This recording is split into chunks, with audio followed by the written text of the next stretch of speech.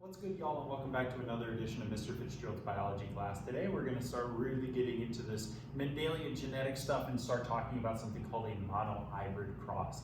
Now, some of you are going to start panicking when you see what we're doing today, but overall, just stay with me, pause the video if you need to, rewatch a couple sections or the whole thing, so that way you make sure you understand the concept before we get to our tests and quizzes in this class. Overall, let's start off with a little review from the vocab that we discussed in our previous video of talking about an allele, a genotype, and a phenotype. Hopefully you remember that an allele is a variation or a version of a gene. It's typically represented by a letter. For instance, it might be like a capital Y or a lowercase y, or a capital T or a lowercase t, showing that variety that we have by distinguishing if it's uppercase or lowercase. We also kind of found out yesterday that the uppercase or capital letters are going to be your dominant traits, the one that will win when paired together, and your lowercase letters are going to be your recessive traits, or the ones that only show if they're paired with another recessive. So those alleles give you the different variations or the different kind of looks of the gene. Now, the genotype is the genes of the organism, the combination of alleles that it holds. So we all pretty much hold two alleles for every gene. They might be different. You might have a dominant with a recessive, or two dominants together, or two recessives together. So you might have some similarities in your genotypes, but it's all based on the combination of letters that you show. Whereas the phenotype is that physical trait, or what is actually going to be seen in the organism as a result of its genotypes. Are you going to see the dominant trait? Are you going to see the recessive trait? What are you going to view that organism having? So these two things can be slightly different. We'll explore those today as well and how they're different. Now, to kind of tie in some big concepts here, we talked about a little bit with the law of segregations and the law of independent assortment is the idea of homologous chromosomes relating into this. So hopefully you remember homologous chromosomes are those pairs of chromosomes that come from mom and dad that you hold within you, and you split them up when you're producing either sperm or egg cells through meiosis. Now, homologous chromosomes relating to alleles is, well, during meiosis, we pair those homologous chromosomes up due to their homologous pairing in prophase 1. Then they line up down the middle in metaphase 1. And in anaphase 1, we actually separate those homologous chromosomes apart, thus separating the alleles from each other. So this is that law of segregation, how you can actually move those alleles to either side, and then those divisions either give you one allele or another. That was in the original genotype. So homologous chromosomes and alleles are directly related. As they move, so does the other. So some other vocab that we didn't actually talk about yet, but is related to all the other stuff that we've been viewing is homozygous and heterozygous. Homo, that we've talked about a couple times, means same. So homozygous is going to be when you have alleles that are the same. So this could be like your two capital letters or your two lowercase letters. Sometimes we call it, like for these two capital B's, we call it homozygous dominant, meaning that the two letters are capitalized. And then we have homozygous recessive, meaning they're both lowercase letters overall. Well, the opposite of homo would be hetero, and hetero means different. So in heterozygous, your alleles are different. So the combination is basically you get one capital and one lowercase, or one dominant allele and one recessive allele. For the information that we know now, we can say that homozygous is two of the same dominant or recessive, and then heterozygous is mixed, one dominant and one recessive. Now, let's start getting into this really scary thing known as Punnett square. Okay, so most of you are kind of panicking because you maybe either had a really good experience in middle school or you had a really bad experience in middle school with Punnett squares. But it's okay, just kind of stay with me and we'll work through it in kind of identifying the parts. So this will be a typical question that you would see on worksheets, or you'll get parts of questions like this on text, right? I'll have you do a specific piece. But it says, in pea plants, tall is dominant to short. What is the genotypic and phenotypic ratios of a potential offspring if a homozygous recessive plant is crossed with a heterozygous plant? Now, many of you are reading this and going, okay, did you speak English at any point of that? Kind of, but overall, there's just a lot of big words that seem scary, but when you break them down, they're really not. So when I'm asking for the genotypic and phenotypic ratios, what I'm asking for here is kind of the breakdowns of what they are. So we'll kind of view that in a second. I just forgot that I have to break down homozygous recessive and heterozygous. Well, so tall is dominant to short. You need to pick a letter. They didn't give you one to work with. There are specific letters that are very good to work with, and there's some that are very bad to work with. For instance, the letter S is not a good letter to use because it's really hard to tell if it's an uppercase S or a lowercase s. Yes, you could write one really big and really small, but on small pieces of paper where you're trying to work these out sometimes, it's difficult to do. So I like to use ones where the capital letter looks different than the lowercase. So for instance, I like to use the letter T. And that works well because we're looking at tall being the dominant trait. So capital T would be tall and lowercase t would be short. All right, so sometimes with these things, it helps just to literally write down the allele that you're going to assign. So for this one, I'm going to make it T's, one capital and one lowercase. I could make it the letter A if I wanted to. I can make it a letter R. It really doesn't matter as long as I'm consistent. Where the dominant right here, it says tall is dominant, short will be the capital, and short is the recessive, so I'm going to give that the corresponding lowercase, so I know those go together. All right, so a homozygous recessive plant would be 2 lowercase, right? Because it's recessive, and I know it's homozygous, so then it's 2 lowercase 2, because recessive means lowercase, and then homozygous means they have to be the same, so 2 lowercase d. Heterozygous, well, hetero means different, so in here I'm going to have 1 capital and 1 lowercase t. So that's how I can figure out what the genotypes of each plant is, without actually panicking, because they didn't give me letters. They told me homozygous recessive, 2 lowercases, heterozygous, 1 upper and 1 lowercase together. Okay, and I picked the letter T because I think of T's with tall, right? And tall is dominant to short, so it worked out really great. All right, now let's talk about what genotypic and phenotypic ratio are. Well, you know that genotypes means like genes, like what are their parent letters, right? So there's the genotype for one parent, the genotype for another. So when we're looking at the genotypic ratio, we're looking at what the letters are, the outcome of letters in here. Okay, so that'll make sense in a moment. The phenotypic ratio, we're looking for its physical trait. What would show? Well, if I have the phenotypic ratio, when I see the letters that are combined here, I'll be able to figure out, okay, if I have like this one, a capital T and a lowercase t, well, I know this plant is going to be tall because the capital T is dominant to the lowercase t. That's what it says up here. So I know this one's going to be tall. I know this 2 lowercase t is going to be short because I have 2 lowercases for recessive, and that's the recessive trait is short. Okay, so I'm going to look to see what the combinations are once we make our Punnett square, and then I'll be able to determine is it tall or is it short based on what letters I see. Now, we got to assign our parents. So your parents go on the outside of the Punnett squares, either on this side or this side. Does it matter which one you choose to go where? No, because overall you're just matching like a grid. Okay, so if you want to put the capital T and the lowercase t on the side here, you are more than welcome to, or if you wanted to put it across the top, it'll still give you the same answers. It'll just look different than my layout. I typically go with the first thing I read on the side and the second thing I read across the top. That's just the way I've done it forever. You can find your own style on this one as well.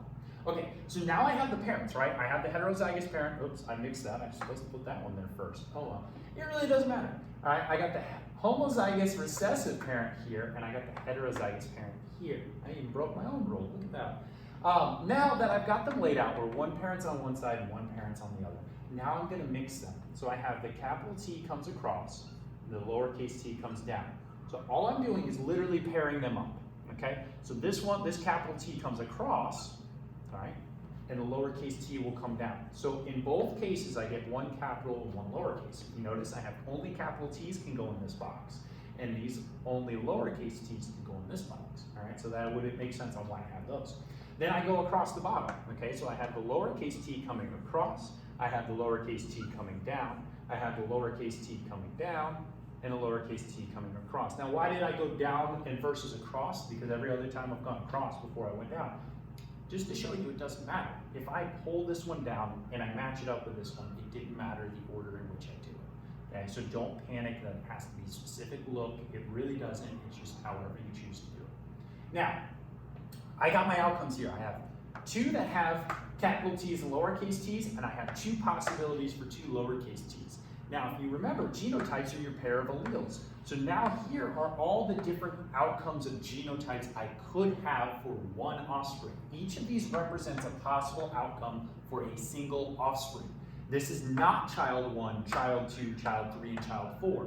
No, these are the different possibilities for one child, okay? Now, with that being said, I have the genotypic ratio. So the genotypes, you're gonna write down the ones that come out in the box. So I have capital T and lowercase t, that comes up in the boxes. I also have two lowercase t's that come up in the boxes, okay? Now, what I'm going to do here is I'm going to count, literally count them. I have 1, 2, so I'm going to put 2 out of 4. And I have 1, 2, I'll put 2 out of 4. Now, when we're asking for a ratio, right, we want to have something like two numbers out of each other or percentages. Most commonly, you're going to be asked to convert it to a percent.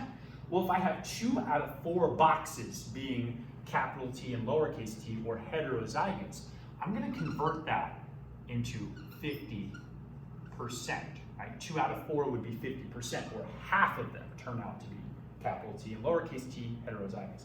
That means the other half is homozygous recessive, or 2 lowercase t's. So I'm going to use just a little bit of math to kind of figure out what my percentages are, and this will tell me the genotypic ratio.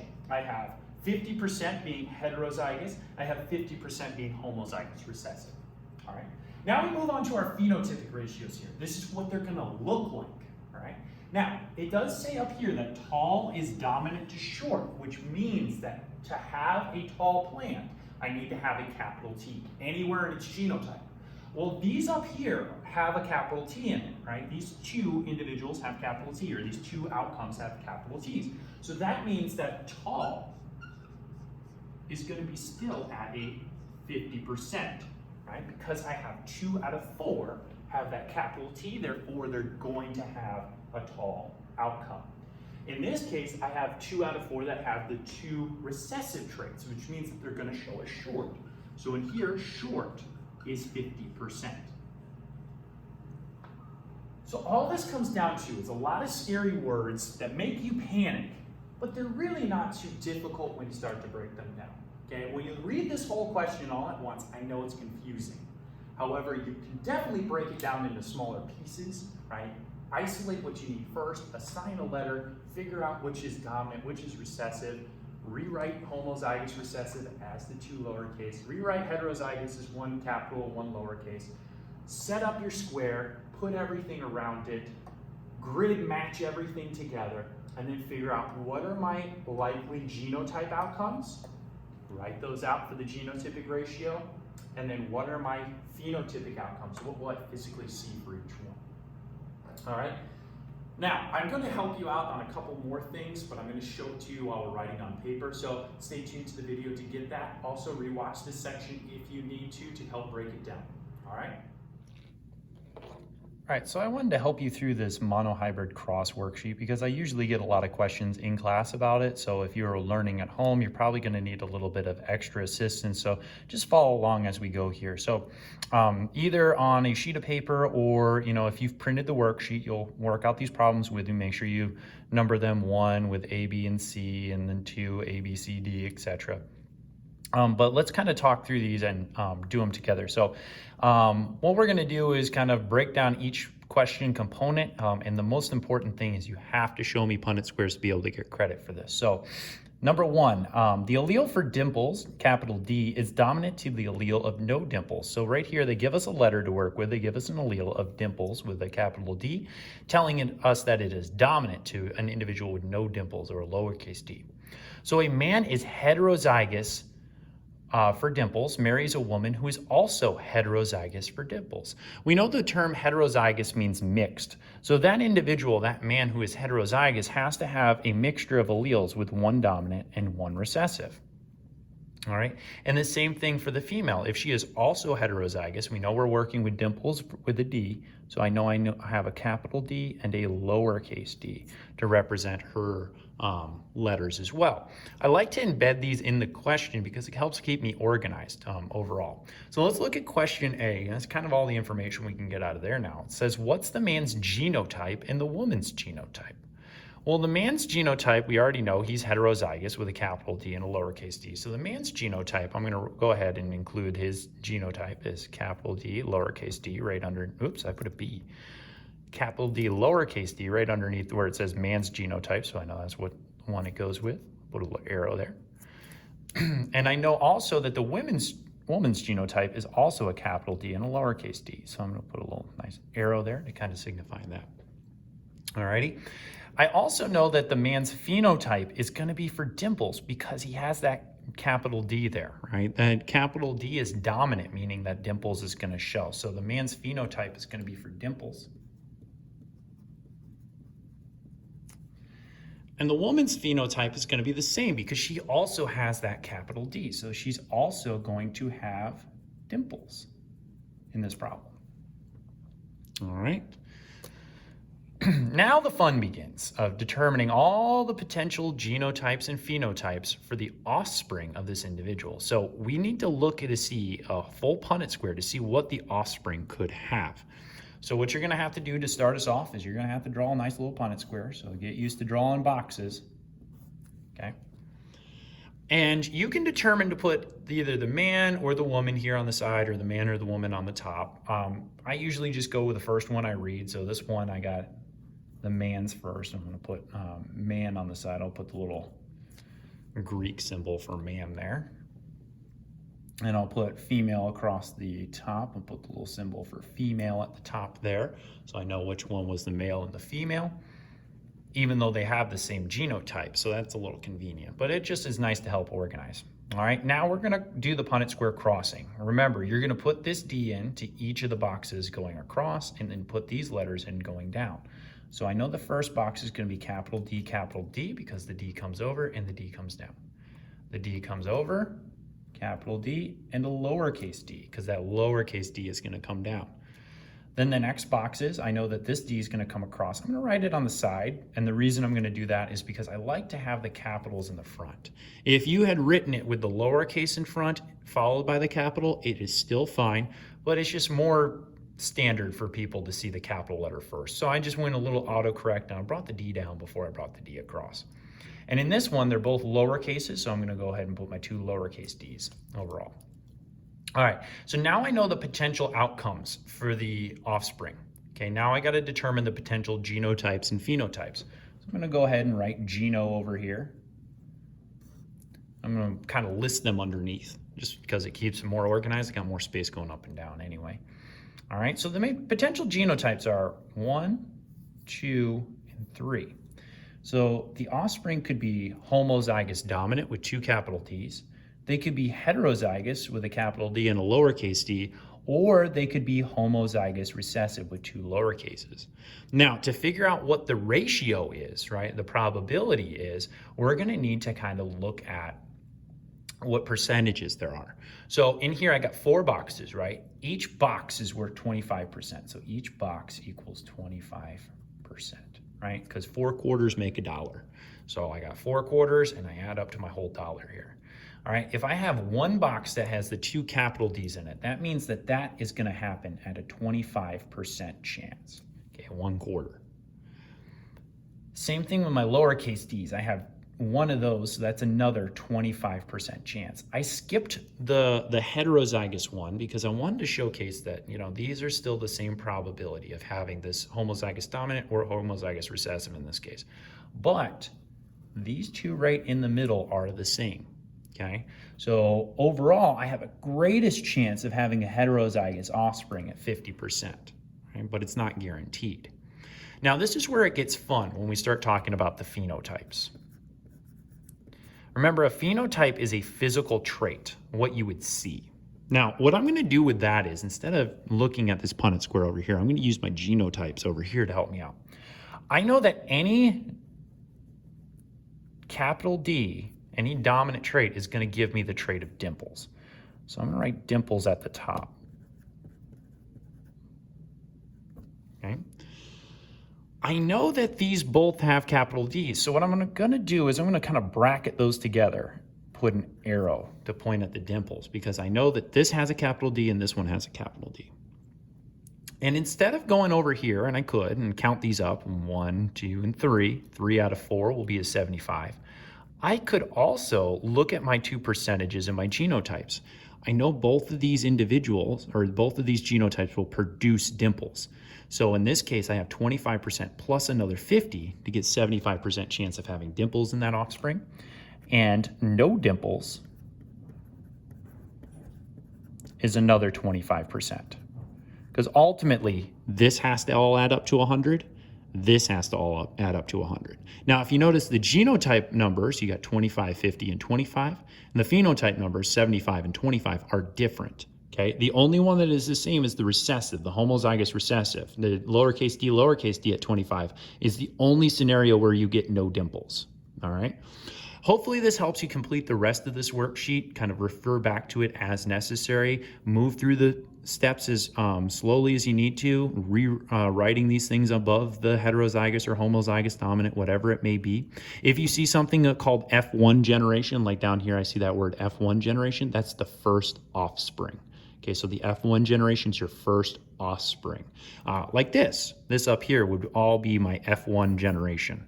All right, so if you need any help, refer back to this video, reach out via Canvas if you have any questions. Have a great day.